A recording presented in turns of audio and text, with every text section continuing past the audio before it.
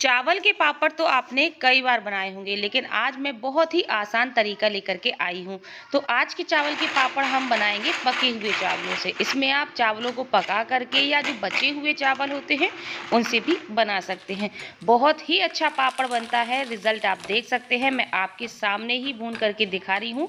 Size देखिए कितना बड़ा हो रहा है और बिल्कुल भी फटते नहीं है। इतनी आसान ट्रिक है कि आज से आपको पापड़ बनाने में कोई भी झंझट नहीं लगने वाला है।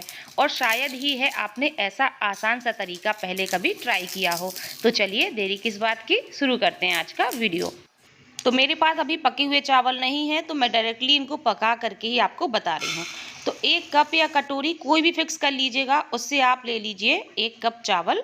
चावल की क्वालिटी आपको कोई ज़रूरत नहीं है अच्छी रखें, कैसे भी चावल हो चलेंगे। मैं तो कहूँगी पापड़ वगैरह के लिए आप लो क्वालिटी के चावलों का इस्तेमाल ही करिएगा। सबसे पहले इन चावलों को अच्छे से हम 3-4 बार पानी से धो लेते हैं।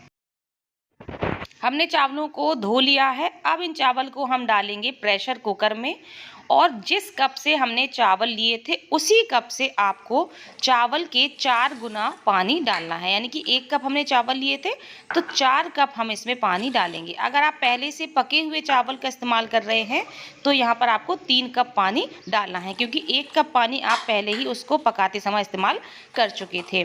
तो यहाँ पर मैंने 4 गुना पानी डाल दिया है। इसमें हम डाल देते हैं स्वाद अनुसार नमक। अब हम कुकर का ढक्कन बंद करेंगे और इसको हम गैस पर पकने के लिए रखेंगे। अब यहाँ पर बहुत ज़रूरी चीज़ जो कि आपको जानना ज़रूरी है, चावल हमेशा एक सीटी में पक जाते हैं। हमें यहाँ पर चावलों को सिर्फ पकाना नहीं है, हमें इनको ओवर कुक करना है। तो कम से कम 6 से 7 सीटियाँ हमें यहाँ पर लगानी है, क्योंकि अगर आप सिर्फ चावलों को पकाते हैं 1 या 2 सीटी में तो वो पापड़ बाद में फट जाए। तो इसलिए यहाँ पर हम कम से कम 6 से 7 सीटियाँ लगाएंगे, ताकि चावल के पापड़ बिल्कुल फटे ना। यहीं पर चावल बहुत अच्छे से पक जाए, जितने की पापड़ों के लिए हमें पकाने की ज़रूरत होती है। आमतौर पर हम लोग अलग से चावलों को पकाते हैं, बहुत टाइम लगता है। और कुकर में जल्दी जल्दी आप 6-7 सीटियाँ दिलवा दीजिए, बहुत जल्दी चावल पक जाएंगे। पानी हमने थोड़ा ज़्यादा डाला था ना, इसलिए पानी बाहर आ रहा है सीटी आते समय, बट कोई दिक्कत नहीं है, आने दीजिए। और पहले से पके हुए चावल हैं तो उसमें भी आपको इसी तरह से 5-6 सीटियाँ दिलवा देनी है पानी डालकर। अब यहाँ पर हमने 4-5 साबुत लाल मिर्चें ले ली हैं, तो इसको हम सीजर की मदद से मोटा मोटा कट कर लेते हैं। थोड़ी सी ये नमी पा चुकी हैं तो मैं सीजर से काट रही हूँ। अगर कुरकुरी है मिर्च तो हाथों से ही मसल दीजिएगा, तो ये मोटे मोटे सी दरदरी हो जाएगी। तो ये हमारी तैयार हो जाएगी रेड चिली फ्लेक्स। तो ये जो घर की रेड चिली फ्लेक्स होती है ना, मोटी मोटी सी, ये पापड़ों में देखने में बहुत अच्छी लगती है। आप मार्केट की भी यूज़ कर सकते हो। तो मिर्च हमारी रेडी है। यहाँ पर मैंने हरा धनिया ले लिया है, तो इसके हम डंठल को अलग कर देंगे और इसको बिल्कुल बारीक बारीक काट लेंगे। तो मिर्च और हरा धनिया दोनों ही चीज़ें डालना पूरी तरह से ऑप्शनल है। अगर आपको पसंद नहीं है तो आप सिर्फ नमक अकेले भी पापड़ों में डाल सकते हो। अब यहाँ पर हम प्रेशर कुकर का जो प्रेशर है वो निकल चुका है, तो इसका ढक्कन खोल करके चेक कर लेते हैं। तो देख सकते हैं चावल बहुत ज़्यादा ही गल चुके हैं, जितना हमें चाहिए था जैसा वैसे ही हुए हैं। इसमें हमें चावलों को बहुत अच्छे से ही गला लेना है, ठीक है, क्योंकि हम इनको खाना नहीं है, हम इनको पापड़ बनाना है। अब हम एक गोल मुँह वाली चम्मच ले लेंगे और इसकी मदद से इन चावलों को अच्छे से मैश करेंगे। आप यहाँ पर मैसर का यूज़ भी कर सकते हैं, बट ये चावल इतने ज़्यादा गल गए हैं कि हमें मैसर की ज़रूरत नहीं है। बस हम इस चमचे की मदद से इसको लगातार इसी तरह से दबाते हुए मैश करते जाएंगे। करीब 2 से 3 मिनट ही लगेंगे और चावल अच्छे से मैश हो जाएंगे। तो लीजिए हमने इसको अच्छे से मैश कर लिया है और आप देख सकते हैं काफ़ी अच्छे से ये मैश हो चुके हैं। तो इसमें हम लाल मिर्च डाल देते हैं, हरा धनिया भी डाल देते हैं। आपको बिल्कुल बारीक बारीक गौर से देखेंगे ना, थोड़ी थोड़ी से चावल के कण से समझ में आएंगे, बट रहने दीजिएगा। इससे पापड़ बहुत ज़्यादा देखने में भी अच्छे लगेंगे जब इनको हम भूनेंगे, और खाने में भी बहुत अच्छा टेस्ट आएगा। आप चाहे तो और भी इनको बारीक कर सकते हैं इसी तरह से मैश करते हुए, बट मैं ऐसे ही रहने देती हूँ। एकदम परफेक्टली ये हो चुके हैं। अब हम इस मिश्रण को ठंडा होने के लिए छोड़ देते हैं। तो बस हमें इतना ठंडा करना है कि हम इनको आसानी से छू सकें, क्योंकि अभी ये बहुत गर्म है तो अभी हम इसके पापड़ नहीं बना पाएंगे। चावल अच्छे से ठंडे हो चुके हैं। अब हमने हाथों में तेल ले लिया है और हम क्या करेंगे, थोड़ा थोड़ा सा मिश्रण लेंगे और इसकी लोइयाँ बनाएंगे। क्योंकि चावल है तो हाथों में थोड़ा सा चिपकेगा भी, इसलिए आपको तेल लगा करके इसकी लोई बनानी है। जैसे हम लोग आलू के पापड़ के लिए बनाते हैं ना, बस उसी तरह से लोई बना लेनी है। आप चाहे तो पूरी की पूरी लोई इकट्ठे बना करके एक थाली में रख लीजिए, ऊपर से किसी पॉलीथीन से इसको ढक दीजिए ताकि ये धूप में सूखे ना, ठीक है, बस इतना याद रखना है। तो फिलहाल मैं अभी इकट्ठे 8-10 लोई बना लेती हूँ, फिर दूसरी शिफ्ट में भी हम इतने ही बना लेंगे। तो हमने एक प्लेट में लोई बना करके रख ली हैं। अब मैं बताती हूँ इन पापड़ों को आपको बनाना कैसे। तो यहाँ पर हमें 2 तरह की पॉलीथीन की ज़रूरत पड़ेगी। एक तो वो जिसमें आपको पापड़ को फैलाना है और एक छोटी-सी आपको पॉलीथीन और अलग से लेनी होगी। और जो छोटी वाली पॉलीथीन थी ना, उसमें हमने हल्का-सा तेल लगा लिया है और नीचे प्लास्टिक शीट में तेल लगाने की ज़रूरत नहीं है क्योंकि हमने लोई में तेल लगाया है। अब बस पॉलीथीन को हम रखेंगे, एक प्लेट लेंगे और इसको हम ज़ोर से दबा देंगे।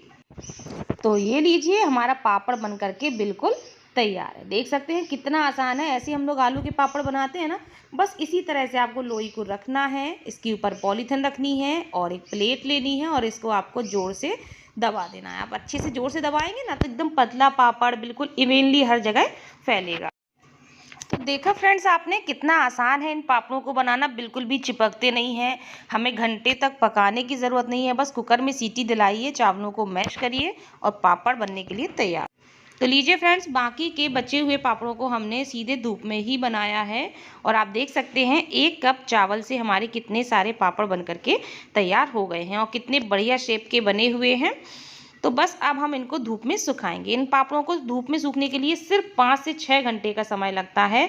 तो आपको कुछ नहीं करना, बस 1 से 2 घंटे बाद आना है और इन पापड़ों को एक बार पलट देना है।